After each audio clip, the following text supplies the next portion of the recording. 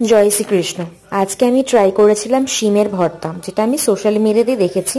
তো শিমগুলোকে ভালো করে ধুয়ে সেই দুপাশের আঁশটাকে ছাড়িয়ে নিয়ে হালকা করে রোস্ট করে নিয়েছিলাম। ফ্রাইং প্যানে দিয়ে দিয়েছিলাম কালো জিরে ফোড়ন, পেঁয়াজ, রসুন, কাঁচা লঙ্কা, এগুলোকে ভেজে তুলে রেখেছিলাম। আর তেল দেওয়ার আগে শুকনো খোলা একটু কালো জিরাটাকে ভেজে নিয়েছিলাম, আর শুকনো লঙ্কা, কালো জিরে, রোস্ট করে রাখা শিম, পেঁয়াজ, রসুন, কাঁচা লঙ্কা, নুন, এই সব দিয়ে ভালো করে ব্লেন্ড করে নিয়েছিলাম। আর তারপর একটা ফ্রাইং প্যানের মধ্যে সেই শিমের পেস্টটাকে দিয়ে অনেকক্ষণ কষিয়ে নিতে হবে, যতক্ষণ না এর মধ্যে জল ভাবটা চলে যায়। আর লাস্টে দিয়ে দিতে হবে সামান্য পরিমাণ চিনি আর ধনেপাতা। ব্যাস রেডি শিমের ভর্তা।